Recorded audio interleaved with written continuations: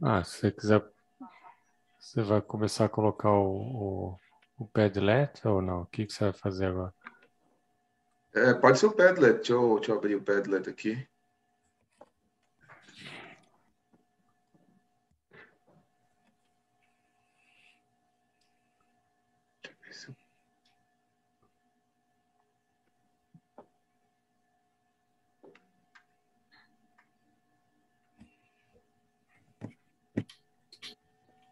Apareceu a tela do Padlet para você? Tá aparecendo. Nossa, cada um, hein? Rapaz.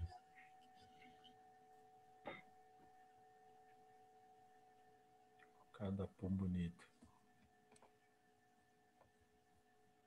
Ficou bacana, cara. Ficou mesmo. O do Sérgio aqui, como a foto ficou mais em cima, não deu para ver direito, mas aparentemente aqui tá bem bacana, viu? Do Sérgio. Aqui o da Bianca também ficou bonito a cor. O que eu acho que dá para melhorar aqui é fermentar um pouco mais. Eu acho que dava para deixar crescer talvez um pouquinho mais, talvez.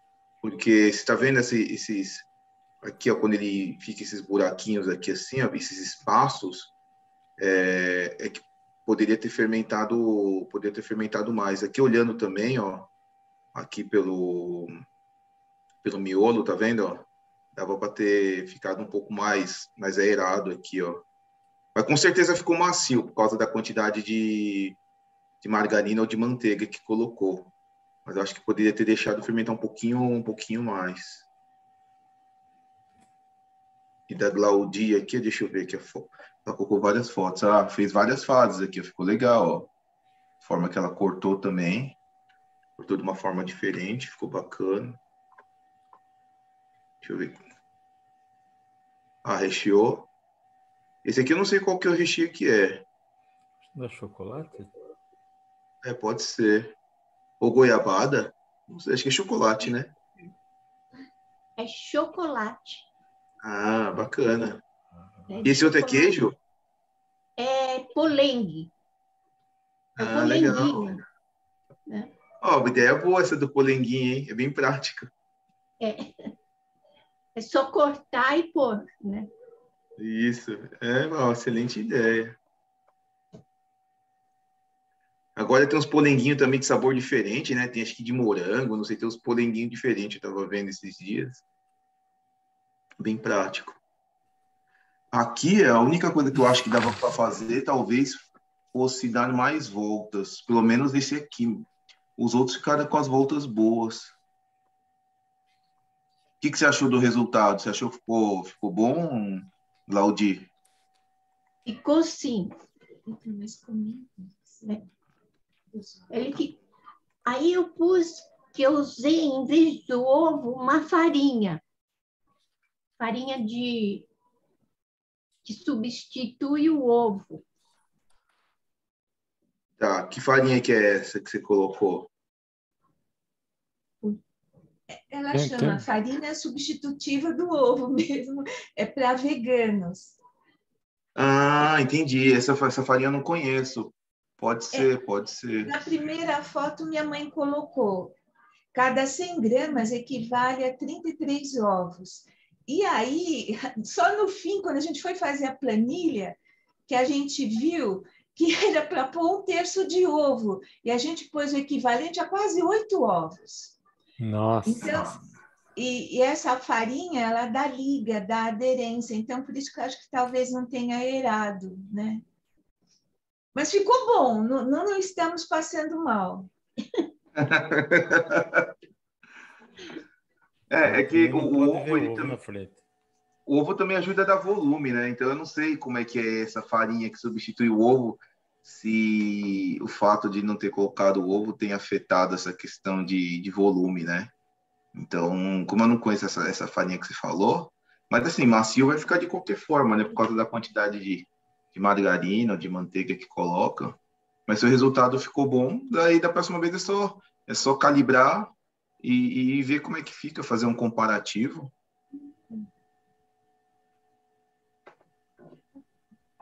Tá certo. A próxima eu vou tentar. Mas é bom testar essas coisas novas, né? É bacana. Eu preciso testar aquele... Eu comprei a chia para substituir o ovo, mas eu não fiz o teste ainda. E eu preciso fazer. Clica onde tem A primeira, a primeira, ela mostra a farinha. a farinha. Esse aqui? Não, A outra lá embaixo. Aqui. Achei. isso, Entendi. Farinha É para substituir o ovo. É da zona cerealista. Realista. É. Vou dar uma pesquisada depois sobre isso. Legal, Sim. não conhecia. E o pessoal que é vegano que utiliza bastante, que você falou então, né? Nós também é a primeira vez que a gente usa. Mas não tem nada animal, então é para dar a mesma consistência e textura na massa como se usasse o ovo, mas não tem nada animal, né? Então é uma solução vegana, né? Entendi. E é a primeira vez que minha mãe está usando, só que então a gente exagerou, não leu direito, e lá se foram uns 8 ovos. Então... Entendi. Às vezes o que pode ter acontecido também é que como, no caso, isso aqui é em pó, né? Não é que nem o ovo, que o ovo conta como úmido, né? Então, às vezes, aqui, de repente, pensando aqui, como colocou mais, de repente pode ser que diluiu um pouco a farinha. Você concorda que colocou um pouco a mais? Então, eu não sei o quanto a mais que foi, porque a pacotinho está 100 gramas. Quantos gramas foi? Eu tive que pôr um pouquinho mais de leite. Ah, tá. Porque entrou muito pó, né? Isso. Entendi. Mas no fim ficou bom. Mas ficou fácil de você abrir a massa? Não muito, não. Fiquei muito cansada. Então às vezes pode ser isso. Às vezes, de repente, se diminuir um pouquinho, a massa não ficar tão firme. Tem que fazer um teste. Só testando mesmo para saber. Mas o resultado ficou bom. Eu acho que essa massa ficou boa para torta, para empadinha. Nossa, então ela ficou bem firme, então, né? Então ela ficaria boa para fazer uma torta e fazer empadinha, empadão, né? Entendi. Eu acho que esse negócio do ovo aí pode ter afetado mesmo, então. Se ela ficou tão firme dessa forma, desse jeito. Isso. Então, da próxima vez é só usar menos. Então, aí você me manda a foto para eu ver como é que ficou. Tá certo. Uhum. Você está aqui em São Paulo? Entendi. Eu Você está em São Paulo? Que cidade que você está? No bairro do Corinthians. Eu moro no Bom Retiro. Onde nasceu o Corinthians. É onde nasceu o legal. Corinthians. Perto de José Paulino. Tem a Gaviões aqui perto. É que eu vi que você comprou na zona cerealista, falei, nossa, deve ser próximo ali, né, da região do centro. Não, então, na verdade, esse é um site que chama Zona Cerealista. É excelente. O custo é um custo justo, coisas de alta qualidade, vem com laudo técnico e muito bem embalado, entregam de um dia para o outro, vale super a pena. Chama zonacerealista.com.br. Olha, que dica bacana, hein? É bom o pessoal anotar aí. Vou dar uma olhada depois também. Eu acho que eu cheguei a olhar já, mas eu acho que eu nunca cheguei a comprar. Mas eu cheguei a olhar, sim. Esse da Zona Cerealista. Bacana. O Wagner, a Bianca está perguntando se pode rechear com creme de confeiteiro. Poder pode. Agora, a questão é você conseguir enrolar. Mas se você conseguir enrolar, sem problema nenhum. Eu acho que é esse depois, né? Eu, para ser sincero, eu nunca fiz com creme de confeiteiro. Mas se você conseguir enrolar ele, não tem problema. Porque é que nem quando a gente faz com o pão doce, né? Quando a gente vai fazer trança, a gente enrola, ele vai talvez te dar um pouco de dificuldade por ser muito mole, mas pode fazer sim. Eu não lembro de alguém ter feito com uma coisa tão mole assim. Normalmente o pessoal faz com chocolate ou com goiabada, mas se você conseguir, não tem problema nenhum. A criatividade que manda.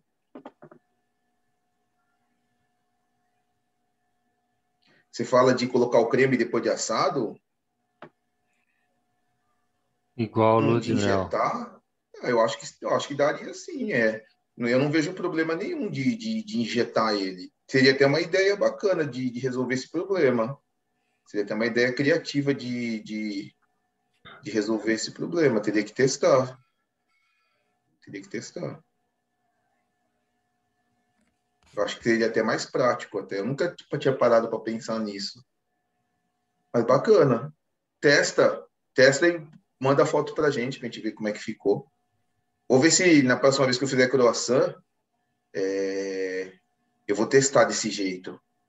Aí você fala como é que ficou para você, e aí se eu fizer, quando eu fizer vai demorar, talvez demore um pouquinho, e aí eu falo para vocês como é que ficou. Mas a ideia foi boa, vou deixar até anotado. Injetar depois. Bacana. Então é isso. Muita gente não postou, né? Agora o Edgardo colocou. Agora sim. Tem mais gente colocando aqui. Pô, ficou bonito o seu, hein, Edgardo? Ficou com volume bom, assim, aparentemente. Assim, parece que ficou bem macio, hein? É que como você não colocou cortado, mas olhando assim... Oi, boa noite a todos, boa noite. Oi, Boa Wagner. noite, Edgar. Então, realmente, esse pequeno, ele ficou bem macio, viu? Mas realmente dá um trabalho fazer essa massa folhada que e foi complicado. Você usou manteiga ou você usou margarina de folhar? Usei manteiga. Manteiga nesse É caso, cruel. Né? E ontem eu fiz recheado, estava postando agora os recheados. Deixa eu só terminar de postar aqui. E também o meu problema foi abrir a massa. Acho que o recheado que eu estou postando agora, eu coloquei um cortado também. Acabei de postar aí. E o problema era abrir a massa. Estava dura pra caramba. Mas ficou bom. Ficou macio depois de cozido. Entendi. Ele dá um trabalho por causa da manteiga, né, para esticar, mas o sabor também é bem melhor, né? Tá. Do que em relação a se sabor fosse com margarina, né? O sabor ficou muito bom. E esse que eu postei agora, que é o recheado, ele ficou claro porque o ovo era, como falam, esse de gema clara, né? Pelo amor de Deus. Ele é bem clarinho, né? Quando você pincela, ele fica feio. Feio que eu digo assim, não dá aquele aspecto que a gente espera, assim, né? De mais corado, né? Mais corado, uma cor mais interessante. E com a massa que sobrou, eu fiz umas tirinhas de massa folhada com queijo parmesão por cima, ficaram uma delícia. Estava comendo agora. Bacana. As tirinhas sempre dá para aproveitar para alguma coisa, boa ideia. Para tomar com uma cervejinha fica bom. Quanto de calor que fez aí? Você tá em que cidade? Em São Paulo. Mas o lugar que você fez não estava com ar-condicionado nem nada. Não. Estava na cozinha e bate sol. E você achou muito difícil de esticar a massa? Eu achei que talvez fosse porque eu não deixei descansar o tempo suficiente. Porque hoje que eu peguei as tirinhas, tava uma bola de massa que tinha sobrado, eu deixei na geladeira. Uhum. Aí hoje eu consegui esticar e deixar fininha a massa. Coisa que nesse recheado eu não consegui deixar fina a massa. Porque a massa relaxou, né? Porque quando se você não dá um intervalo entre uma dobra e outra, o glúten, a massa fica mais tensa, também não pode esquecer, né? e aí fica difícil de esticar mesmo. Então, quanto mais um tempo você deixar o intervalo, ele te ajuda nessa questão. É que quando está muito quente, aí é interessante fazer o intervalo com a massa na geladeira, né? Eu deixava a massa na geladeira, mas deixava uns 15, 20 minutos. Entendi. Aí eu tentava esticar, mas parecia que eu estava tentando esticar uma pedra. Aí eu falei, bom, estragou tudo, né? Aí eu fui, consegui fazer 5 croissants e não saíram duros, não. Realmente não saíram duros. Mas hoje a massa que eu deixei a noite inteira na geladeira, eu estiquei ela super fácil. Ela já estava fermentada, né? Então ela ficou mais fácil de... Você só teve que quebrar a fermentação e esticar, não é isso? Isso. Eu estiquei e cortei em tirinha. Ficou perfeito. E não vazou manteiga? Não.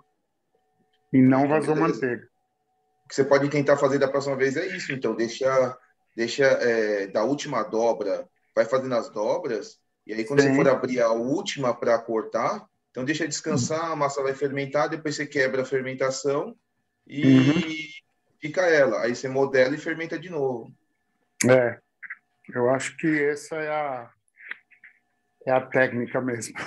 Tá bom? Mas eu olha, trabalhei foi um desafio, hein? Você sabe que uma vez que a gente fez diferente, eu trabalhei num lugar que o cara, ele folheava... Era um português que eu trabalhei, né? Quando eu estava lá nos Estados Unidos, eu trabalhei para um português e ele fazia assim, ele deixava fermentando a massa na câmara fria, ele deixava lá, e quando precisava fazer croissant, ele pegava uma massa de brioche que ele deixava lá na câmara fria, e aí depois a gente abria. Como ele já estava fermentado, aquela massa, era mais fácil de abrir. E aí ele folheava e fermentava. No caso que você fez, você já fermentou ele folhado, né? Então, o fato dele já estar fermentado facilita, né? Então, pode testar dessa forma. O importante é o resultado ficar bem, ficar satisfatório, né? Ficar gostoso, né? Então, eu acho que até pelo fato de ele ter ficado mais tempo, a massa absorveu mais a manteiga. Então, ficou até mais fácil de esticar. Mas foi um belo desafio. E a manteiga também vai ficar mais gelada também, né? Incorpora melhor, fica mais fácil de esticar, né? Realmente. Legal. E agora o próximo é fazer com chocolate amargo. Esse do chocolate, tem algumas pessoas que fazem assim, eles pegam e fazem umas tirinhas com chocolate, ela pega uma manga faz umas tirinhas e deixa no freezer para o chocolate endurecer. Aí tem algumas ideias assim, que a pessoa faz um tablete, ele pega e quebra o tablete, ou ele derrete o chocolate, faz numa forninha e depois corta. Tem várias... Nossa. Eu vi fazendo com doce de leite, mas eles recheiam depois de feito, né? Igual a Bianca falou, ele injeta? Isso. Ele injeta o doce de leite, porque senão vira leite, né? Sim. Vira líquido, né? Se você for usar o doce de leite, porque, por exemplo, se fornear doce de leite dá problema. A não ser que você use algum que seja forneável. Então, essas coisas que você coloca assim, é melhor. Tipo, sabe aqueles que o pessoal usa para pizza? Então, aquelas coberturas doces que eles colocam, tem muito que é forneável. Goiabada forneável, tem um monte de coisas assim, doce de leite brigadeiro, tudo já chocolate forneável, aí facilita. Agora, se não for forneável, eu concordo com você, é melhor injetar. Eu acho que é Uhum. até mais prático, viu? Evita de vazar também, evita de dar Eu acho problema. que fica até com um acabamento mais interessante, Sim. né? Você vê que o Que, croissant recheado ele não fica com acabamento muito bonito, porque o queijo vaza, uhum. né? Para ser sincero, assim, eu não acho o croissant muito recheado, muito bonito, não. Eu acho melhor você fazer, pro meu gosto, né? Fazer o croissant, depois você corta e recheia com o que quiser, sabe? Eu acho que fica mais Tá. bonito assim. Mas é gosto, Uhum. né? Aqui na França eles não recheiam, né? É a gente que recheia, então aí é uma Sim, questão mais pessoal, né? Mas beleza. o chocolate é bacana, usa o meio amargo ou Uhum. amargo e o Não, eu resultado que só uso fica. meio amargo. Legal. Beleza. Eu tô vendo Valeu. aqui, ó, Wagner, que esse doce de leite forneável, ele aguenta até 280 graus. Nossa. Então, é bacana esses produtos forneáveis, assim, é o que o pessoal, os pizzaiolos usam, né? Então é bacana, se for para rechear, é melhor rechear com esses. Goiabada forneável, doce de leite forneável, tem uns Então, mas no cobertura caso de da chocolate, a pizza vai mais que 280, não vai? vai. Mas ele aguenta mais calor, né? Esses forneáveis. Ele vai segurar mais. Esse negócio de colocar na geladeira, você falou que se não quisesse fazer num dia, você poderia deixar na geladeira e fazer no outro dia, né? E tirar um pouquinho antes. Mas quantos dias ele poderia ficar na geladeira? O problema, assim, quando você tem a massa folhada que não vai fermento, você pode deixar lá 2, 3 dias, assim, não tem problema nenhum. Mas o problema quando é a massa semifolhada, que é o caso do croissant, que ele fermenta, assim, se deixar de um dia para o outro, tá beleza. A questão é se ele passar do ponto de fermentação, ele fermentar demais, sabe? Porque dentro da geladeira ele continua fermentando, só que ele fermenta mais lento. Então vai depender muito da temperatura da sua geladeira.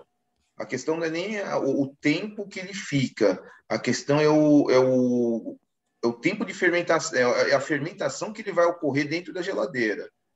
Se a geladeira estiver bastante fria, sei lá, 5 graus, ele vai aguentar mais tempo. Agora, se a geladeira de repente está desregulada, tá 8, 10 graus, aí já não aguenta tanto. Então, a questão maior não é o quantos dias, é o quanto que ele fermentou, seria isso, no croissant.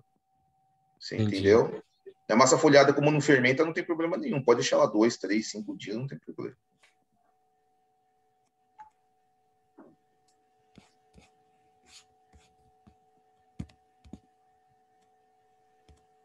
Será que tem mais alguém para postar foto? O pessoal está meio desanimado, né? Acho que a gente vai ter que fazer o curso mais curto da próxima vez. Cada vez o pessoal vai postando menos fotos.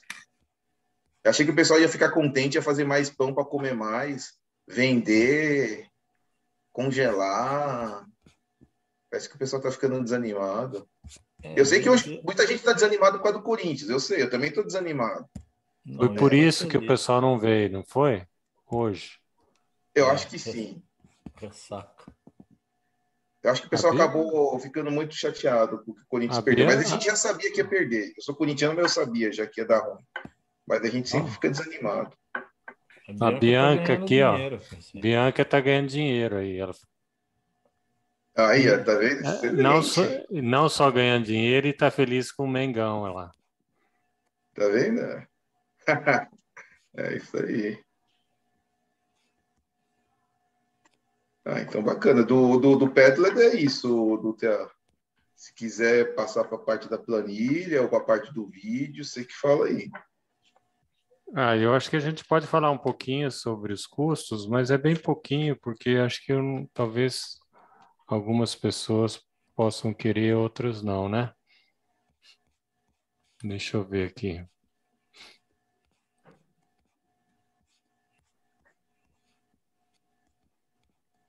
Com manteiga, com margarina para folhado, Adriano, da próxima vez você vai sentir a diferença, vai ser bem mais fácil, tá? Em termos de sabor, não, mas em termos de facilidade para abrir, vai ser bem mais fácil, pode ter certeza.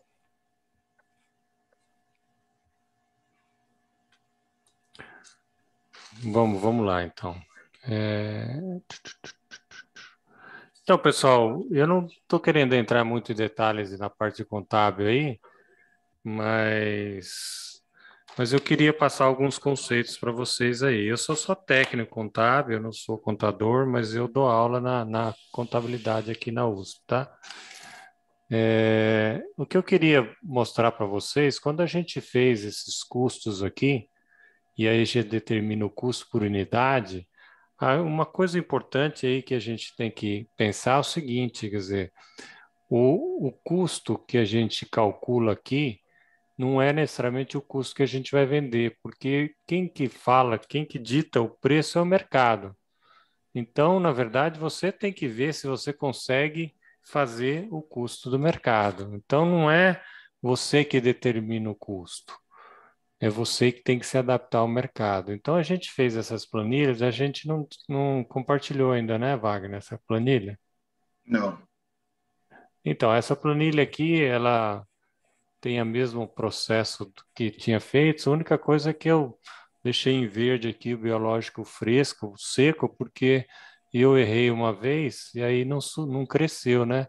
Então, aqui, se vocês colocar um xizinho, ele passa para seco, aí já calculo seco para vocês, tá bom? Então, o que eu queria mostrar aqui primeiro é isso. A primeira coisa é o custo que você vai determinar é para ver se você consegue atender o mercado. Então, o preço que você vai vender é o preço que o pessoal paga para ver se você está conseguindo cobrir esses custos. Esse é o principal informação quando você vai determinar, calcular os custos, como a gente fez aí. Agora, outra coisa que a gente pergunta, quer dizer, a gente está colocando só o material aqui. E que mais? A gente tem um monte mais coisa aí que entra no custo aí, né? Aqui são só a matéria-prima. E aí eu coloquei aqui uma coisa para você, que é fluxo de caixa, que as pessoas não fazem isso, né? O pessoal não tem costume de fazer. Então, quando a gente faz o fluxo de caixa, a gente sempre, o ideal aqui para facilitar o custo de fluxo de caixa é você colocar uma coluna só, que é despesa ou crédito ou débito, tá? Ou negativo ou positivo, que entra ou sai, tá? Porque aí fica mais fácil para você totalizar, tá? Então, e a outra coisa muito comum que as pessoas fazem é ficar colocando uma abinha janeiro, fevereiro, março, abril, tal. Quando você usa essa função do Excel aí que chama tabela dinâmica, você pode avaliar mês a mês, desde que você ponha numa tabela só. Então, o mais importante de todo esse processo, pessoal, é que vocês vão perceber que além daqueles custos que vocês têm do material, você tem água, luz, telefone, aluguel, tem um monte de coisa que vocês têm que incluir. E a gente só faz aquela continha básica lá, que é essa continha aqui, né? E essa continha aqui, pessoal, ele vai te falar se você está compatível com o mercado aí. Mas ele, para você fazer, não é só isso. Você fala, nossa, 1,23 eu posso vender por 2 que eu já ganho dinheiro. Não sei se é isso. Por quê? Porque tem muito mais custos envolvidos. Então, aquela conta que a gente faz, que é bem simplesinho lá, ela não envolve outras informações. E uma das coisas mais importantes aqui, quando a gente faz em contabilidade, custo, essas coisas, é dividir essas coisas em custo e despesa, tá?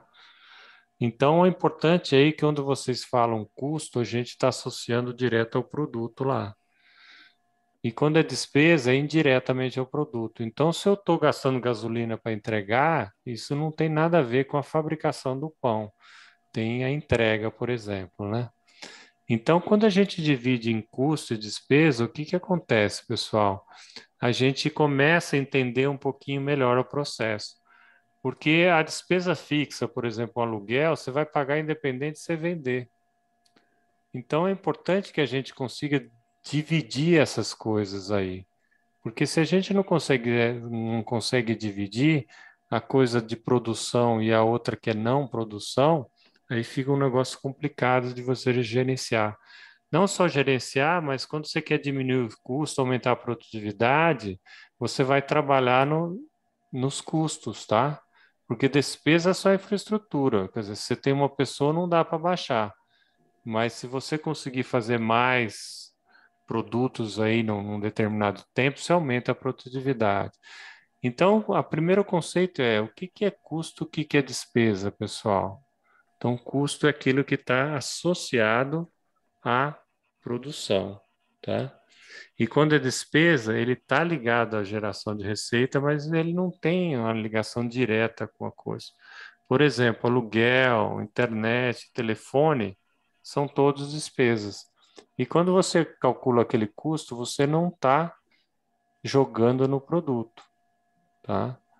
Então, a primeira coisa que eu ia falar para vocês, quer dizer, quando eu coloquei aqui, né, é você definir, por exemplo, se é custo. Eu coloquei ali, eu misturei custo e despesa fixa, e depois pus custo variável e despesas variáveis. Então, tanto custo como despesa, ele tem uma noção de fixo ou variável. O fixo é independente da produção, o variável, quanto mais você produzir, mais você vai gastando. Então, se vocês conseguirem separar essas duas coisas, para você é melhor, porque o custo é aquele, se você aumenta o custo, você aumenta a produção e vende mais. Agora, o despesa, se você começar a aumentar a despesa, pessoal, né, ele não vai aumentar necessariamente suas receitas. Então, é importante a gente diferenciar. Eu fiz aqui, eu vou deixar com vocês aí uma analisinha pequena aqui, onde você tem os custos e as despesas aqui, e aí eu fiz um cálculozinho aqui para vocês, e se a gente conseguir separar, essa parte verde aqui é variável, aquele que aumenta com a produção, e essa outra parte é despesas fixas, isso aqui ele vai continuar. Então, se você nas despesas variáveis não conseguir gerar dinheiro para pagar o fixo, você vai perder dinheiro. Então, a ideia de separar isso é só para a gente poder pensar. O custo de despesas fixas, pessoal, são as coisas que a gente, como eu falei, aluguel, dá para você ir num lugar menor, internet, dá para pegar um plano menor,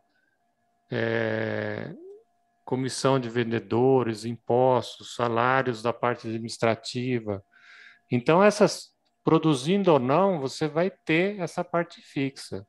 Então, o importante aqui nesse processo, pessoal, é que a gente entenda, tentar não só colocar o que a gente gasta, que a gente chama gastos, que são as custos e as despesas, tudo numa coisa só.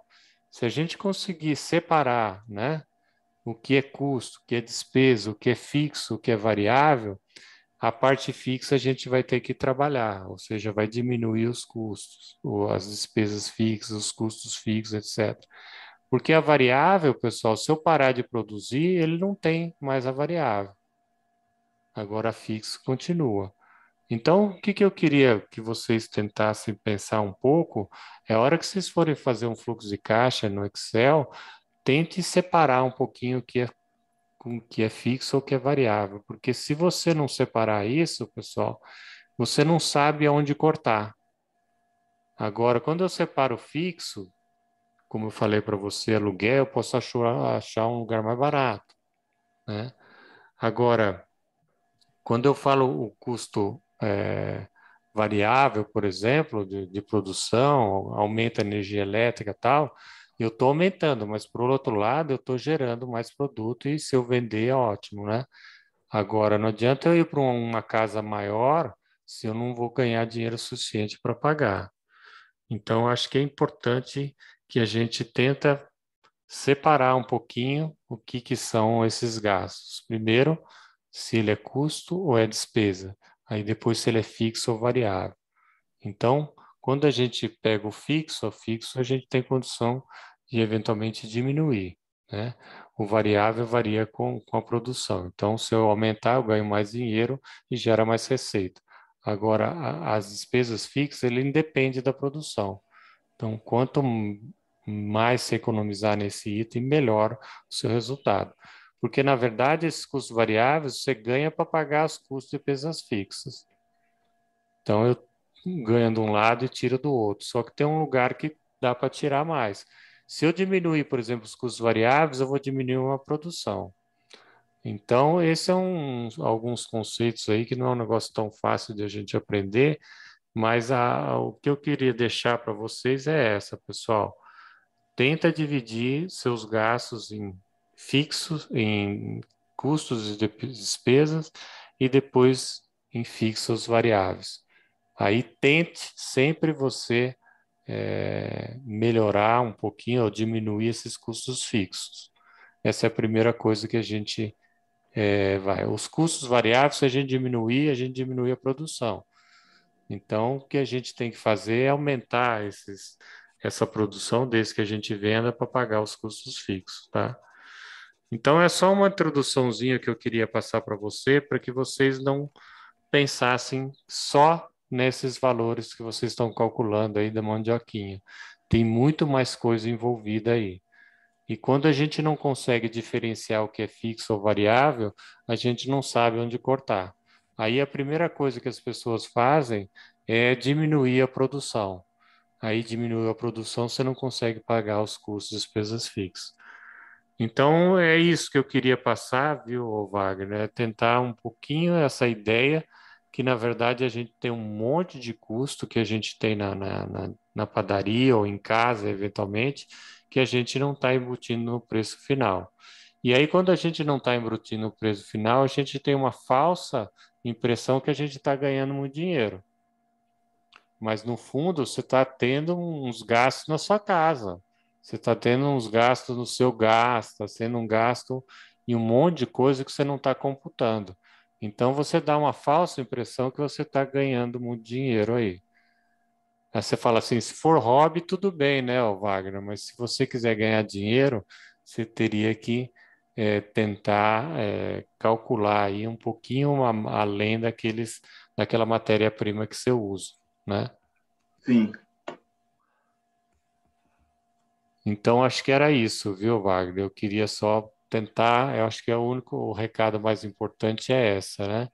Eu pus algumas coisas, ponto de equilíbrio, algumas coisas aí, mas acho que não vale a pena entrar em detalhe, não. É só falar, primeira coisa, faça um fluxo de caixa, tá? Tenta separar o que é custo, despesa, etc. E aqui você põe negativo, se está gastando ou recebendo positivo, tá? E aí fica muito mais fácil para você calcular. Se você conseguir um dia usar essa tabela dinâmica, isso aqui que é um espetáculo, viu? Porque aí você pega por item, por ano, e ele já calcula sozinho. Isso aqui é um recurso do Excel que tem. Mas se você só fizer isso aqui, você já consegue calcular como que você está gastando aqui. Se você não quiser fazer tabela dinâmica, basta selecionar as células que você tem aqui, né? E aí você vier em dados aqui, aí você pode classificar, colocar um filtro aqui, e aí você pode selecionar só o ano tal, só o mês tal, porque ele tem um filtrinho aqui, tá? Então, basta selecionar as letras de A a G e clicar aqui em dados filtros. Aí você pode fixar aqui, olha, eu quero saber só aluguel. Então, é possível ser feito isso também, tá? Ô, doutor, Pois não. você tá com a tabela aberta? Porque Tô. aqui para mim aparece só a lenha, mão de obra, outras matérias. Travou de alguma forma. Eu não estou vendo o Você não restante tá. dela. Não. E agora? Ainda não. Tá Também aparecendo Não não. reparo. só a coluna D e E. É. Isso. Ah, deixa eu. Você Deixa foi eu. falando e eu tive a impressão que você estava falando das outras colunas e eu não Tá. Tá como se consigo. fosse só uma foto. É, Ah, tá. Deixa eu ver aqui se eu consigo mudar aqui. E agora? Agora sim. agora sim. Tá, Se eu então isso conseguir aqui maximizar é melhor. Ah, tá pequeno ainda, né? porque eu sou ceguinho. Ó.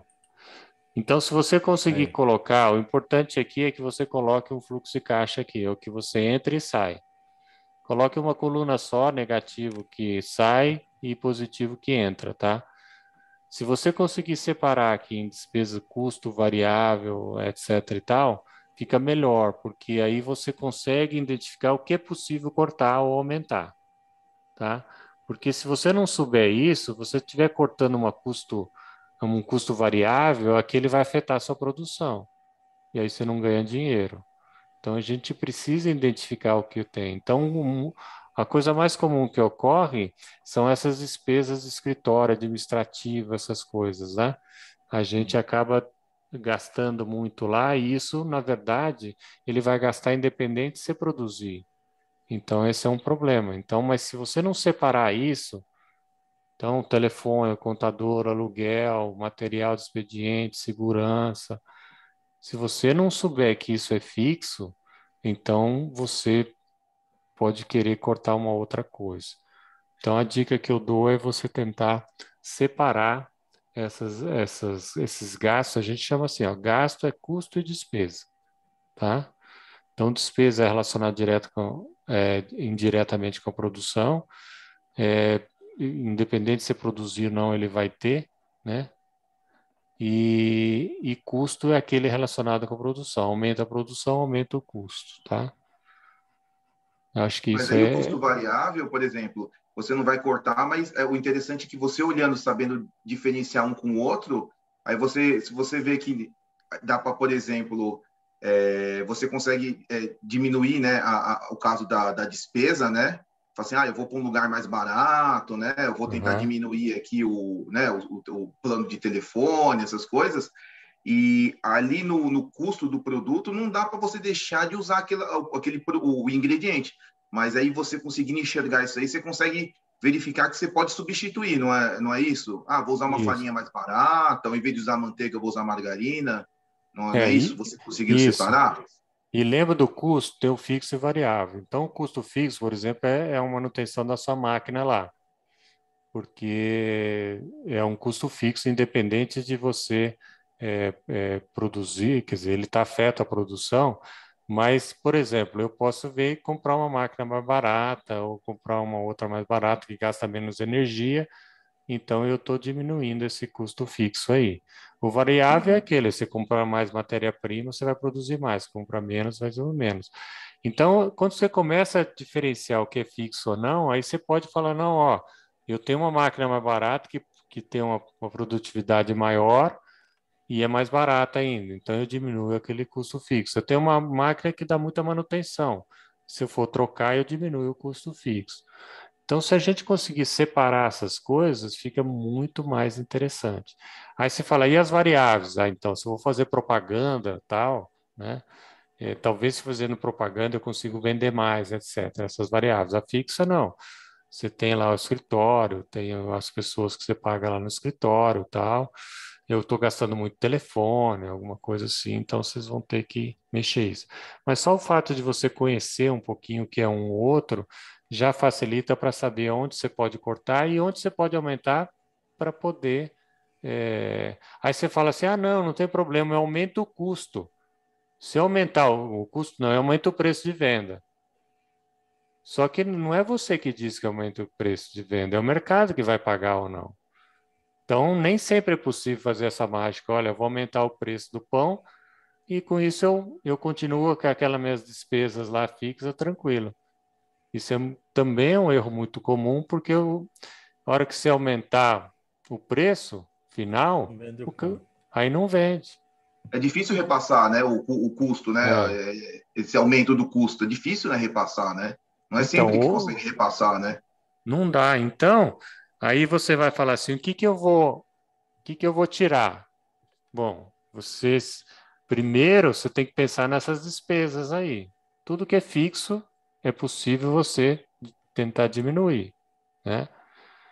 Então, quer dizer, você começa nas fixas aí fazer. Aí o custo, como você falou aí, tá? Eu comprar uma farinha mais barata, sei lá o quê, né? E então despesas eu tinha um carro para fazer isso, para entregar as vendas, agora eu vou arrumar alguém, um mototáxi ou essas outras coisas aí. Então a ideia era só tentar identificar, porque hoje, quer dizer, está todo mundo fazendo conta, porque não dá para você aumentar o preço, porque o cara vai para outra padaria. E aí você fala assim, onde que eu vou cortar? Mas como você, se você não divide entre custos e despesas aí, e fixo e variável, aí fica difícil você saber onde cortar, né? Porque o legal aí, você olhando, né, por exemplo, até falando para os alunos, porque tem pessoas que preferem o forno a gás ou o forno elétrico, né? Aí você quebrando aqui, você vai falar, putz, eu acho que não está compensando elétrico, eu vou a gás. Ou você está com a gás e fala, putz, não está compensando, né? Aí eu vou no elétrico. Aí quando você adquirir o outro forno, no caso, se você está substituindo, vai, o a gás por elétrico, um exemplo, aí você criaria aquela abinha que você falou, né? Vamos supor, você vai fazer um parcelamento lá na loja ou um financiamento que seja de 10, 12 parcelas, aí você vai criando as abinhas, não é isso? Não, Por mês você não. vai lançando a parcela do forno, não é isso? Do Então, pagamento do forno? aqui no caso aqui que eu estou propondo para vocês, que eu acho que fica mais fácil, principalmente porque senão vai ter um monte de abinha aqui. Eu Ah, posso entendi. lançar aqui, ó, lançar todas as parcelas que eu vou ter no mês respectivo. E aí depois, se eu usei esse recurso aqui, se eu pintar a letra aqui, ó, até G, e aí eu vier em filtro aqui em cima no Excel, aí eu posso pegar e mudar o mês aqui, ó. Olha, eu Ah, quero entendi. saber Você no coloca mês. tudo numa. Entendi, fica mais fácil, verdade. Porque senão você vai ter que ficar fazendo janeiro, fevereiro, março, abril, aí acabou o ano, aí você começa a repetir janeiro, fevereiro, março, sei que lá. Do jeito que você está aqui, você faz numa coisa só. Então dá para mim fazer aqui, ó. Eu selecionei só um mês aqui. Agora, eu gosto de usar a tabela dinâmica aí. Então, tabela dinâmica é um negócio mais sofisticado. Aí eu posso controlar por ano, por custo, etc. e tal, é um negócio mais legal. Mas é um negócio mais sofisticado. Mas só com isso aqui você já consegue ter uma ideia aqui. Aí eu venho aqui, ó, eu quero só saber o custo e despesa fixa. Aí. Eu vou parar, eu vou tirar todos aqui. Aí ele vai mostrar aqui, ó o que tem de custo de despesa fixa. Isso aqui eu posso cortar, é a primeira coisa que eu vou pensar. Então, Uhum. ó, a limpeza, a manutenção, será que a limpeza eu posso contratar um terceirizado, fica mais barato ou não? Não sei. Tem um seguro mais barato, um aluguel mais barato, um telefone, vamos gastar menos aí, pessoal, vamos colocar uma luz mais econômica, água, pessoal, vamos gastar um pouco. Ou aí vai chegar um ponto aí que o próprio dono vai ter que tirar um pouquinho para ele menos, né? Para poder manter o preço. Então, a ideia aqui de você ter, de conhecer um pouquinho seus gastos, é para saber onde cortar se for necessário. Tá bom? Legal. Muito bem, muito bem. Doutor em finanças é Para a outra Bianca vai pegada. ser bacana isso aí, né, Bianca? Você que está Tá começando a vendendo. vender aí, eu acho que essa planilha vai ser bem útil para você. O que você acha? Cadê a Bianca? Essa turma deve, acho que não fizeram o cabelo, porque ninguém quer aparecer. O pessoal tá com vergonha, não tá nem querendo falar. É, Ah, mas que bom. gente, Para a Bianca vai ser bom. Acho que é isso, então. Acho que eu acho que é importante aí hoje fazer as contas aí, porque não tá fácil não, né? Porque tá tudo aumentando, o combustível aumenta, e aí isso tem um impacto muito grande, o gás aumenta, né? É um negócio complicado aí fazer. Energia elétrica também, né? Então, tá todo mundo tendo que fazer umas continhas aí. É isso aí. Aí na USP você dá algum curso ou o pessoal do NPT tem algum curso dessa parte que se quiser aprofundar mais nessa parte aí? Vocês têm algum curso, Dutra? Não, a gente não tem não, mas eu andei conversando com o pessoal aqui, dos contadores, eles falaram que normalmente as padarias ninguém faz muita coisa, não. É Eles conta não de gostam. padeiro que a gente fala. Eles Faz só fazem aquela conta de padeiro. no padeiro aí tudo. Mas eles falaram, olha, eu fui conversar com ele, olha, se você fizer um fluxo de caixa aí, tudo que entra e sai, E uma das coisas que eles falaram que é muito comum também é as pessoas começam misturando as coisas aí. Então ela vai lá e tira um pouquinho de dinheiro da carteira dele, põe no caixa e depois precisou dinheiro para comprar um negócio para casa, pega do caixa, aí você perde totalmente o controle. E a outra coisa importante aí também é que quando você define um ciclo do fluxo de caixa, você, se for semanal, você teria que toda semana fechar ele e avaliar como é que está a sua empresa. E aí ver como é que está, etc e tal, né? Mas o que o pessoal costuma fazer é falar assim, eu não vou registrar hoje no Excel, não, deixa para amanhã, deixa para depois da manhã. Aí o cara perde aquelas contas, aí fica muito complicado você gerenciar um processo desse aí, mesmo menor que seja, precisa ter as contas separadas da pessoa física.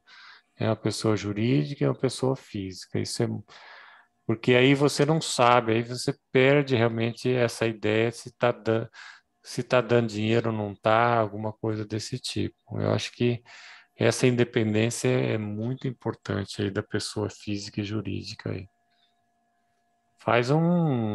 Se você não tem facilidade com compra um daqueles caderninhos lá que tem débito e crédito lá e vai colocando aí, mas e aí vai controlando. Agora no Excel é muito mais fácil porque ele permite você fazer filtros aí, fica muito mais fácil o processo. Mas o importante é que você faça o controle, não deixa sem controlar não, e não fica com aquela ilusão que tá super barato o que eu estou fazendo, se você não está incluindo outros custos aí que são importantes aí. Mas acho que é isso. Acho que a proposta do curso era isso, né, ô Wagner? Era tentar que o pessoal fizesse as coisas. Eu acho que eles fizeram. Claro que terminou com croação, uma coisa mais complicada e tal. Talvez o croação, talvez nem fizesse parte de um curso inicial, mas como essa turma é boa, então eles acabaram fazendo aí com sucesso aí, né? Sim. Mas normalmente é um nível mais acima aí, né? Dá um pouco mais de trabalho, tem que ter um pouco mais de experiência, vamos dizer assim, né? E paciência. E o legal que fica é que com esse grupo dá para a gente ir trocando experiência, trocando ideia, né? Verdade, com certeza. Eu faço parte de um grupo de massas que, na verdade, eu criei, quando eu comecei a fazer massa, eu postei algumas massas e as pessoas vieram perguntar, nossa, que legal, como é que você fez? E a gente foi conversando em box. De repente eu falei, bom, então vamos fazer um grupo que a gente vai trocando ideia.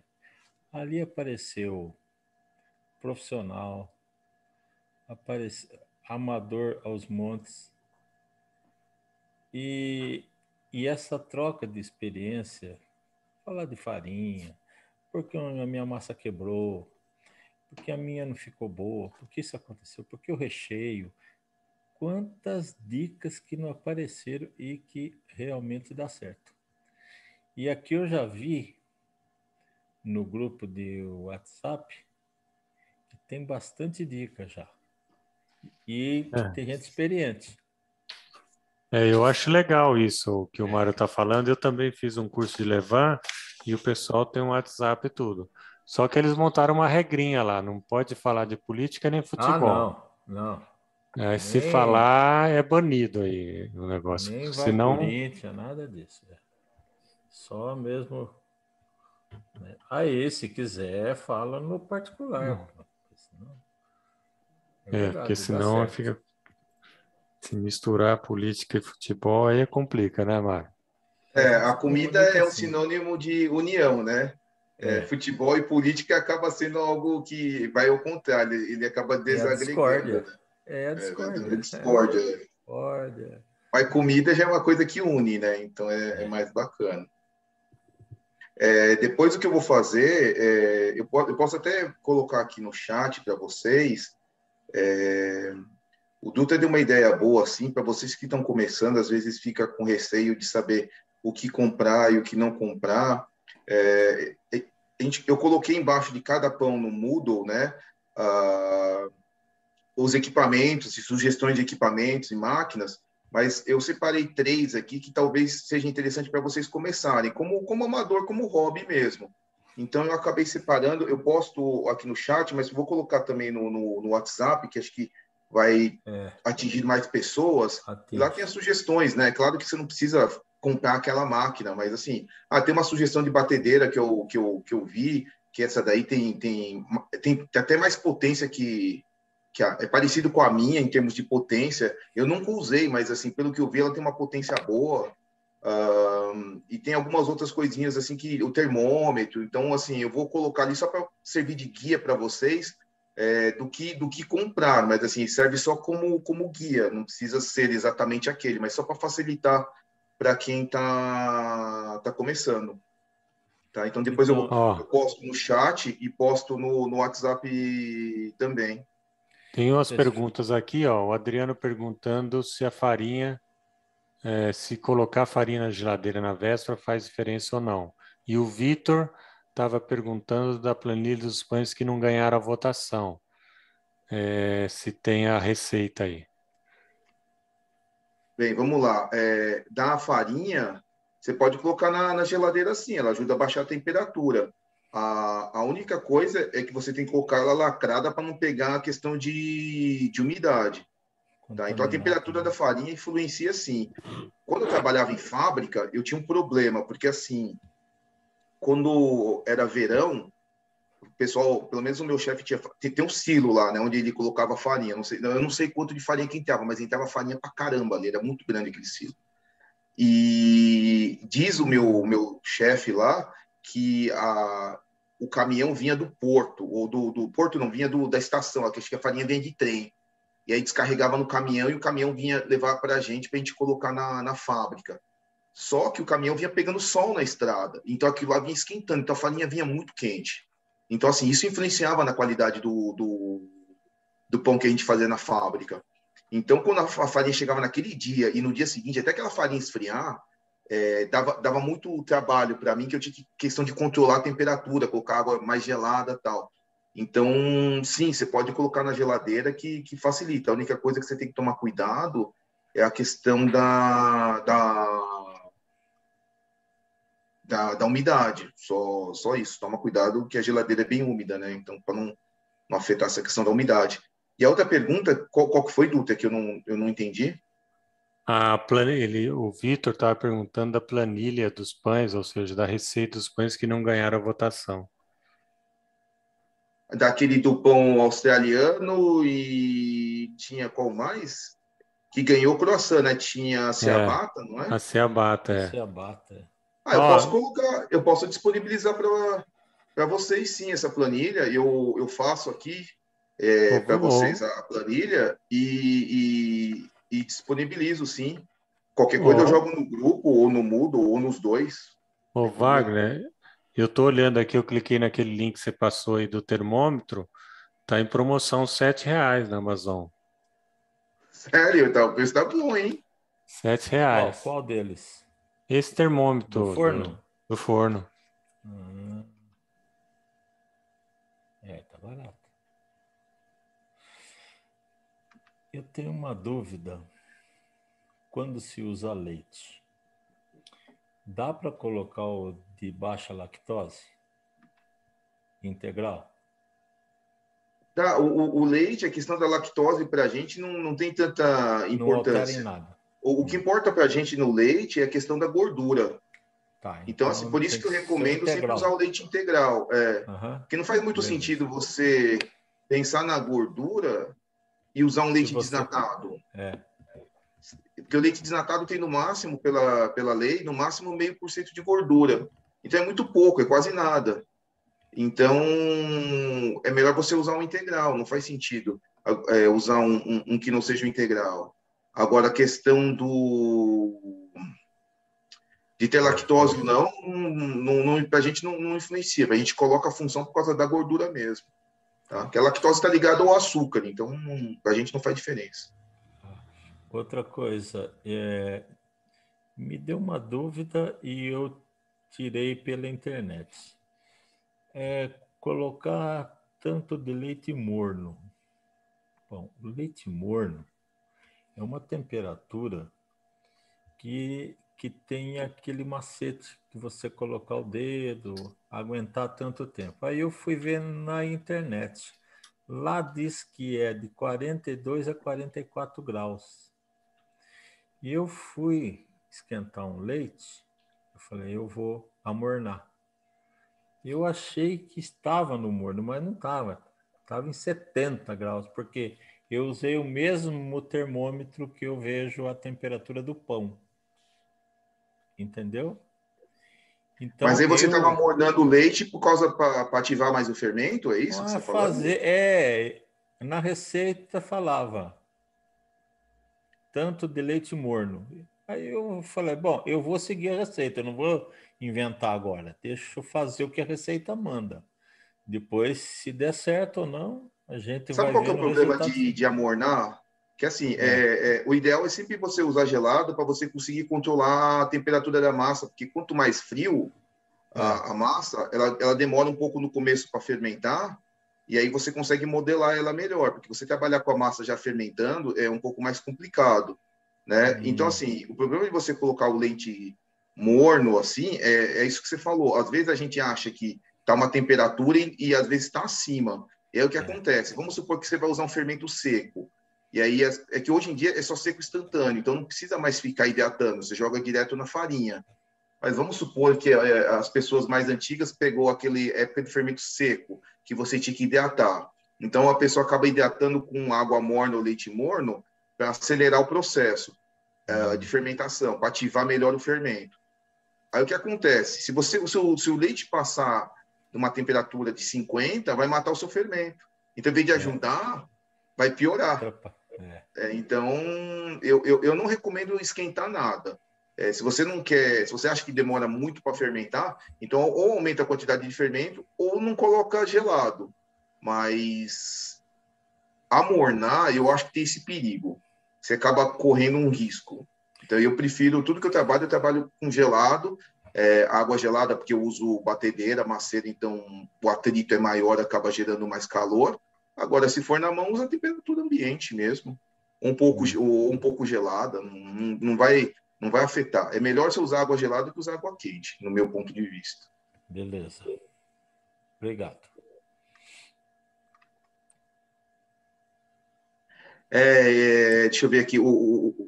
Estão falando aqui dessa batedeira da Philco. Essa batedeira da Philco eu vi, realmente, ela é potente, hein? Ela tem 1.200 watts.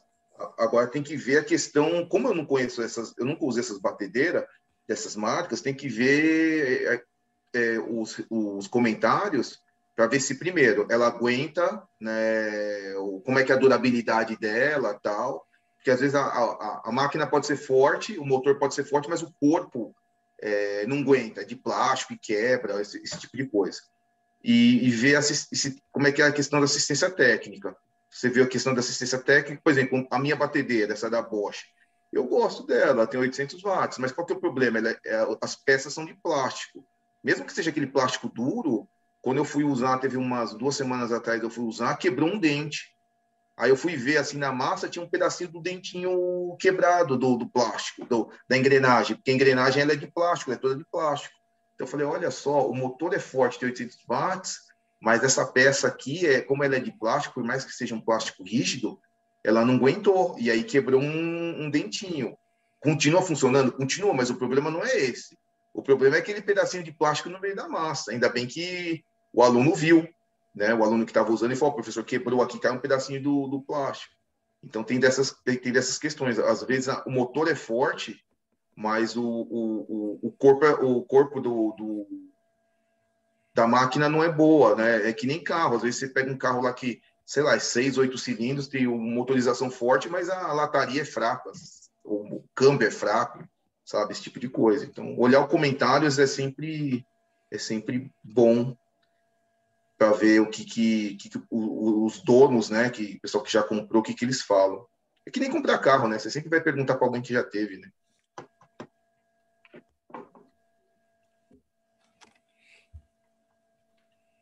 Deixa eu ver, alguém perguntou de bicarbonato de sódio. Então, é o seguinte, o Adriano, o bicarbonato é fermento químico. Então, assim, o fermento para bolo é fermento químico. E aí, a base do fermento químico é bicarbonato de sódio. Ou no pão é fermento biológico, são fermentos diferentes. O fermento biológico, ele tem um micro-organismo lá, ele tem vida. O fermento químico, não. Ele é bicarbonato de sódio mais outras coisas. Então, assim, se acabar o fermento químico, você pode colocar o fermento biológico. Agora, se acabar o fermento... Perdão. Se acabar o fermento químico, você pode colocar bicarbonato de sódio. Agora, se você acabar o fermento biológico, aí não tem jeito, porque são coisas diferentes. Então, assim, acabou o fermento químico, você está fazendo bolo, pode colocar bicarbonato de sódio, porque a base é a mesma. Agora, no fermento biológico não tem jeito. Se você colocar fermento químico ou bicarbonato, ele vai dar uma fermentada por causa do calor. Mas ele não vai fermentar, porque o bolo, que é o fermento químico, ele fermenta basicamente no forno, no calor. O fermento biológico, a gente fermenta ele antes de ir para o forno. Então, são conceitos diferentes. Então, sempre verifica antes você tem o fermento. Verifica. Essa é a ideia, é questão de processo. Lembra na aula de processo? Quando você vai pesar, você tem que verificar primeiro se tudo você tem, senão você tem que sair correndo aí para comprar e aí às vezes não dá tempo.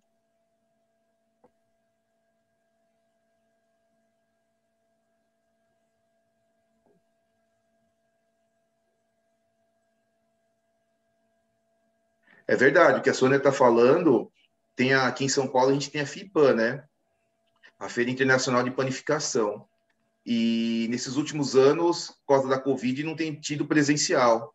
Então, quem tiver oportunidade, tem novidades lá de tudo quanto é, né, marca, e também você consegue fechar com alguns preços promocionais algumas coisas. Tem coisas assim que você acaba até comprando, tipo acessórios, assim, bem baratinho, porque ele vai lá para expor e para ele compensa queimar lá do que levar de volta. Então, às vezes, você acaba comprando umas coisas bem baratinhas, assim, em termos de acessório, e se você fechar algumas máquinas e equipamentos lá, vocês conseguem algum desconto, sim. A FIPAM vale a pena. Quem puder... E a única coisa que a FIPAM agora não é gratuito, né? Você paga, mas você paga e você tem direito, acho que aos 3 dias. Vale a pena. Quem puder dar uma olhada, assim, vale a pena. Boa dica, Sônia. Deixa eu ver mais aqui. Então, aqui, ó, esse de 1000 watts também é interessante, só que, assim, só ver se as avaliações são boas, aí tem que ver as avaliações das pessoas que falam para fazer pão, né?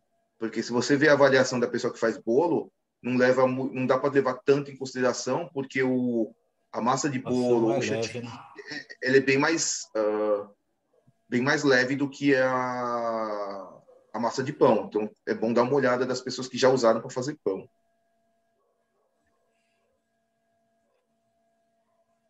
700 watts. Eu acho que eu vi essa daí. Tem uns modelos que são 700 e 500. Então, se for para fazer pão, é sempre bom pegar o que tem mais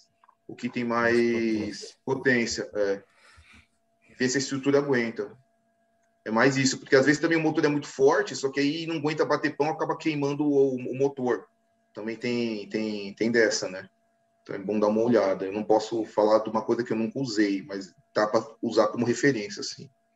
E essas máquinas, vem no descritivo dela o tempo que você bate a massa ou é de acordo com a receita, por exemplo? Tem. Você vai fazer...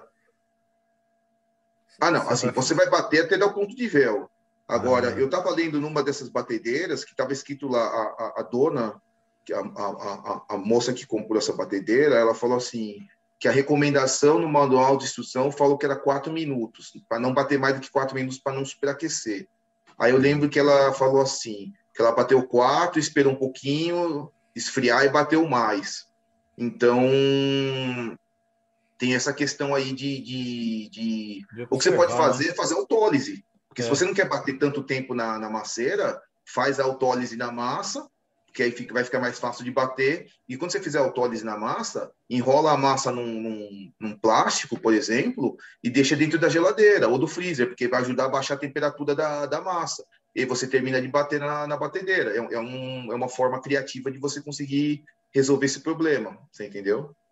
Eu faria assim. Deixa eu ver aqui o que as pessoas estão falando mais aqui. Uma macieira já é. A macieira já é um. A Sônia tem uma Oster aqui que ela está falando. Então, que a batedeira, ela até bate pão, mas que nem é que nem eu falei assim. É que nem você comprar um carro de passeio e querer fazer trilha no meio do barro. Os dois são automóveis, só que assim, o Jeep ele é próprio para andar no barro. É que nem macieira. A macieira é própria para bater pão. A batedeira, ela até bate pão, mas vai chegar uma hora que talvez ela não aguente, né? Ela não é específico para bater pão. A macieira já é mais interessante. É que ocupa mais espaço e o valor também é mais caro, né? Então tem que ver essa questão. É que a Sônia, eu não sei se a Sônia, eu acho que tinha comprado, Sônia, você chegou a comprar aquele que vinha da Europa, lá da Suécia, não sei, tinha um que era uma marca extremamente boa lá, que você pediu para sua sobrinha trazer da Suécia, Suécia ou da Europa lá. Tem umas batedeiras boas, assim, tipo que nem essa minha da Bosch, tal, tem umas outras marcas bacanas. Mas tem que ver os comentários, senão você acaba comprando alguma coisa que não vai dar um bom resultado. As máquinas de pão, elas batem a massa ou são... Normalmente a gente bate direto, viu, Adriano? É que essa questão da autólise só me passou pela cabeça assim, como aquela batedeira, a moça que comprou falou que só aguentava, era melhor bater só 4 minutos, então eu pensei, eu faço uma autólise, deixo a massa na geladeira, porque a autólise é só água e farinha, aí depois eu boto ela na batedeira, como ela fez a autólise, ela não vai ter que bater tanto tempo, você só vai jogar os restantes dos ingredientes e não vai ter que bater tanto tempo para incorporar. Então, eu acho que você tem um ganho nisso, você vai desgastar menos a batedeira e gastar menos energia elétrica. Eu pensei dessa forma aí. Então, da Viking, né, que a Sônia falou da Viking, essa aqui, a Viking é uma máquina, uma marca top lá da Europa, mas eu nunca utilizei. O problema de você comprar essas marcas da Viking, você comprar coisas da Bosch, que é o meu caso, que eu trouxe dos Estados Unidos, acho que a Liebherr também, que é alemã, tem uns equipamentos bons, umas máquinas boas. Mas sabe qual que é o problema? É saber se tem assistência técnica. Porque se você comprou aqui, tem que ter assistência técnica aqui. A minha, eu comprei nos Estados Unidos. Aí a minha da Bosch não tem assistência técnica aqui. Se você comprar KitchenAid, por exemplo, fora e você trazer para cá, ela não tem garantia, mas tem assistência técnica. Então, vamos supor, você comprou uma KitchenAid, você pagou lá, sei lá, 2 mil, 3 mil reais, transformando, né? Você trouxe de fora, não tem problema. Eu cheguei a conversar com o pessoal da KitchenAid do Brasil. Eles falam que, pelo menos na época, né? Eles falaram que a garantia não cobre, porque o sistema de eletricidade dos Estados Unidos é diferente do Brasil, mas eles atendem se quebrar a peça. Então, tem essa vantagem. Você só perde a garantia, mas se quebrar, eles consertam. O problema da minha batedeira é que nem consertar conserta. Aí eu teria que mandar para os Estados Unidos. Então, você compra essas batedeiras da Viking, da Bosch, tem esse problema. Se quebrar, como é que você vai arrumar a peça? Tem essa questão. Tá. O Adriano está falando daquelas máquinas que bate tudo e assa. Olha, Adriano, eu nunca tive. Eu sei que eu vou falar dos meus amigos, assim, dos meus amigos que casaram, todo mundo ganhou essas máquinas de pão, tá? E aí eles falam que usa no primeiro mês, depois nunca mais usa. Então, assim, eu não sei se é porque... Eu não sei. Eu sei que todo mundo que ganhou isso usou 1 mês, 2 meses, se divertiu e depois parou de usar. Então, mas é prático. Eu tenho aquela, Wagner, mas eu realmente não uso mais mesmo. Mas você compra aquelas, vai lá no supermercado, compra os ingredientes prontos, põe lá e aí de manhãzinha tá pronto. Então ele é bem prático, assim, prático. Mas fora isso, melhor você fazer mesmo. Eu acho que é bom para que nem solteiro, né? Solteiro gosta de usar aquelas panelinha de arroz elétrica, sabe? Assim, que aí você vai lá, você põe lá, você tem que ficar se preocupando. Então, acho que para quem quer o pão e não quer ter preocupação, acho que essas máquinas é legal. Agora, se você tem aquele prazer de fazer o pão, que nem tem pessoas que têm o prazer de cozinhar, legal. Eu tenho o prazer de fazer pão. Agora, como eu sou japonês, eu tenho acostumado a usar aquela maquininha para fazer arroz. Então, eu acho que vai muito da cultura da pessoa, de Então, querer fazer o pão ou não.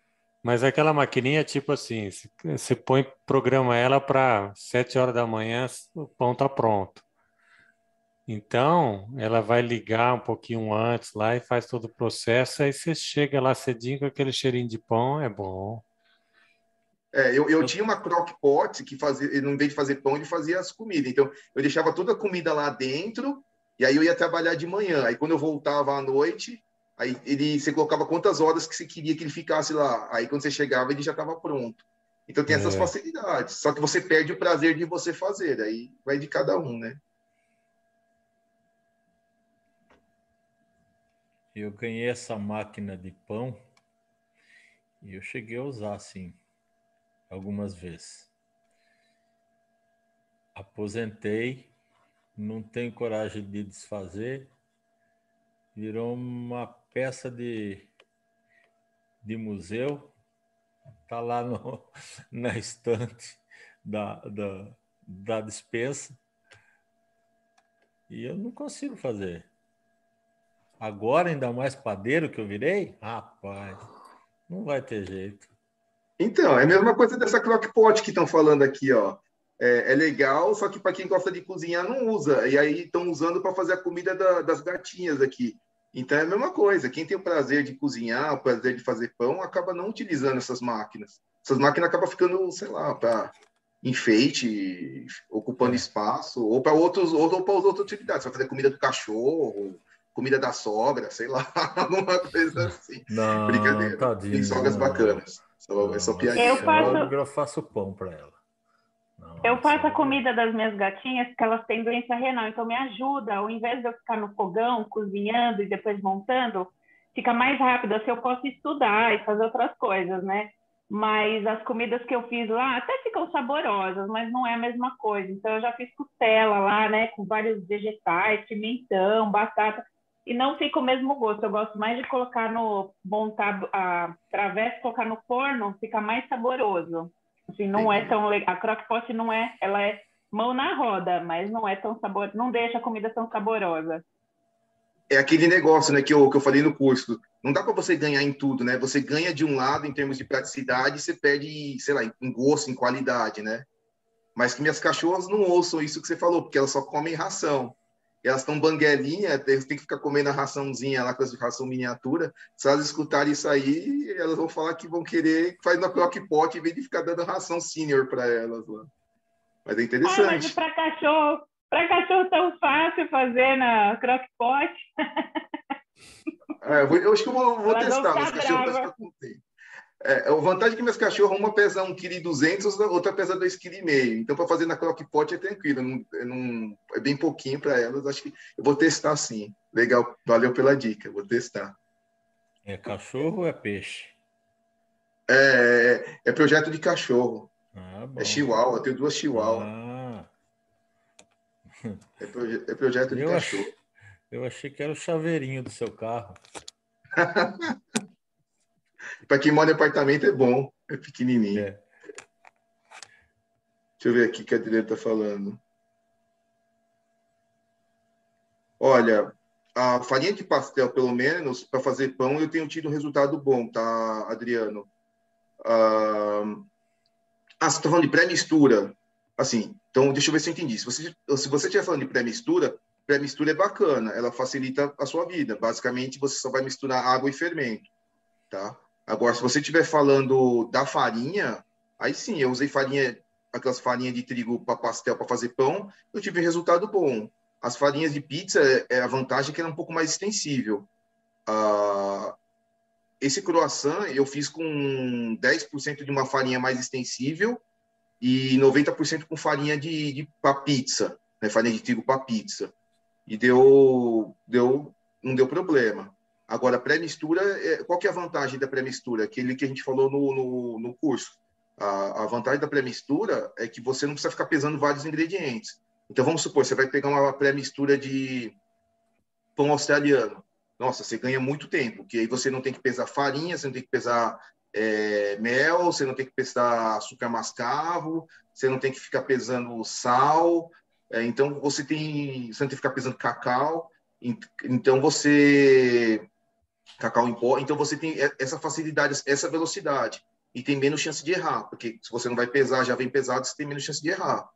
Mas é aquele negócio que a gente estava falando, tudo que você ganha de um lado, você perde do outro. Então, normalmente, pré-mistura, você ganha o quê? Você ganha em praticidade, velocidade, mas você acaba perdendo um pouco em qualidade. Então, mas muitas padarias trabalham com pré-mistura e não dá problema, é questão de custo mesmo. É o que o Dutra falou, as padarias têm que cortar custo. Então, o que ele faz? É uma forma de ele cortar o custo dele, porque aí o ingrediente, a pré-mistura vai sair mais barato do que se você comprar o ingrediente individual.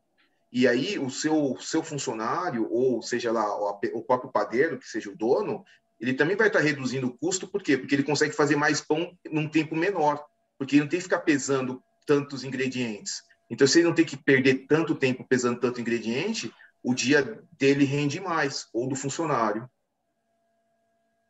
Sim, o custo com armazenamento, perfeito, perfeito.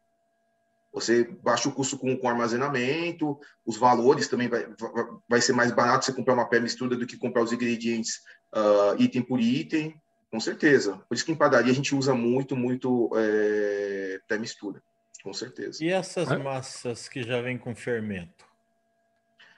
Essas farinhas com fermento eu não recomendo não, sabe por quê? Porque se tiver no calor, como é que você vai fazer? Você não tem como tirar o fermento. Então, assim, para quem é amador, assim, eu acho bacana. Até serve. Eu não recomendaria, nem para amador, mas assim, bacana. Se a pessoa não quer, por questão de praticidade, mas tem esse pênalti aí, tem esse problema. E se tiver muito calor, como é que você vai tirar esse fermento? E a gente não sabe a quantidade também, né? Então eu não... Embora deva vir escrito, mas... Como vocês já fazem pão, tal, vocês fizeram o curso aqui, não tem motivo nenhum de vocês utilizarem farinha com fermento. Não faz sentido. Quer usar, não tem problema nenhum, mas não faz sentido. Esse atalho aí, já aprenderam. Esse atalho aí pode complicar. Aquela anaconda que é para pizza, Wagner, ela é melhor para fazer pizza, é melhor do que a tradicional. Dá para você fazer com as duas, mas com a pizza ela fica mais fácil para abrir, né? Essas farinhas para pizza normalmente elas são mais extensíveis, né? Então ela fica mais fácil para abrir. Mas você pode usar qualquer uma, não tem problema. Agora a Premium, qual a diferença da Premium? Anaconda Premium com relação à tradicional e a de pizza? A vantagem da Anaconda Premium para panificação, que a Anaconda Premium ela gera mais glúten, né? Então ela tem um nível de absorção de água maior, se não me falha a memória são 59%, e você consegue fazer um pão com a Anaconda Premium. Você fazer com a tradicional, dá também, só que a tradicional a gente costuma usar mais para fazer bolo, que é uma farinha mais fraca, é uma farinha que gera menos glúten. Então, a tradicional a gente usa normalmente para fazer produtos de confeitaria, que não precisa gerar tanto glúten, não precisa de uma farinha tão forte. E a Anaconda Premium a gente usa para pão. Aí tem uma outra Anaconda que chama Alvalade, que agora acho que a Anaconda está vendendo nos atacarejos. Antes só vendia direto, comprando direto. Essa é mais forte ainda. É essa que eu costumo usar para pão francês, né? Mas a Premium também faço pão francês e dá certo. Então, a diferença é essa. Uma é melhor, a tradicional é melhor para confeitaria e a Premium é melhor para panificação. Entendi. E aqui em São Paulo é muito forte, né? No estado de São Paulo, a Anaconda é muito forte. Então, vende bem. Como a gente está dando curso para o Brasil inteiro, eu não sei, né? Às vezes a pessoa não tem tanta facilidade de achar farinha da Anaconda, então pode usar outra farinha, não tem problema. Entendi.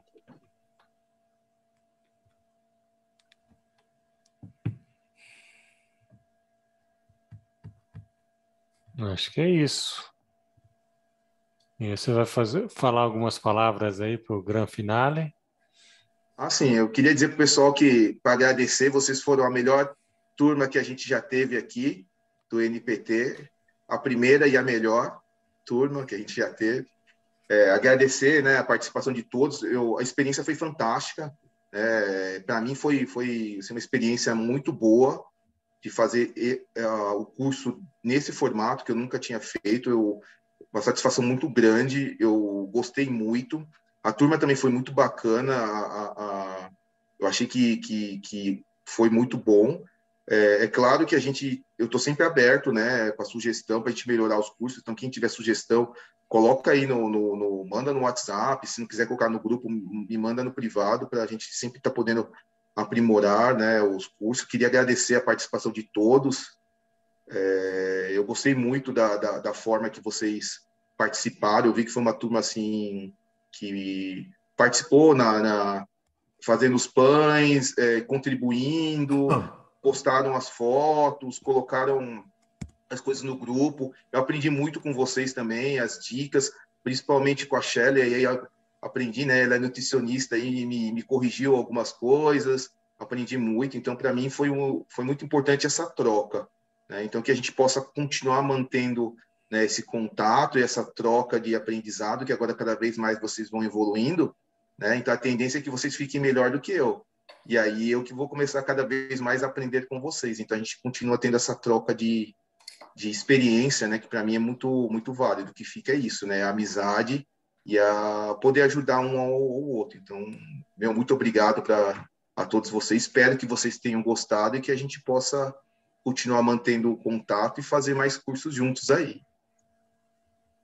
Eu que E agradecer ao agradeço. Dutra, né, pela oportunidade, ao USP, claro, né, ao Dutra que me ofereceu essa oportunidade, ao USP, assim, foi uma oportunidade de ouro, né, que eu não esperava. É uma grande satisfação para mim poder trabalhar com o Dutra, né, está sendo um excelente mestre, estou aprendendo muito. Agradecer o Dutra, agradecer a USP também por essa oportunidade maravilhosa que profissionalmente, assim, também lado pessoal também foi excelente para mim. Eu aprendi muita coisa com vocês, com o Dutra e com a USP. Só tenho a agradecer a vocês, ao Dutra, o pessoal do NPT também, que me ajudou bastante, fez um suporte maravilhoso aí com a parte dos vídeos, com a parte de edição dos vídeos, dos slides. Também agradecer o pessoal do NPT, né, o pessoal do suporte, que são 6 pessoas que estão lá. Muito obrigado, e eu acho que valeu muito a pena. Pelo menos eu saio assim com um sentimento de dever cumprido. Espero que vocês tenham gostado também. Eu acho que foi uma experiência muito interessante para mim também, porque eu nunca tinha feito curso assim relacionado à comida, então foi um desafio muito grande. A gente desenvolve experiências aí em diversas áreas, mas essa é a primeira vez.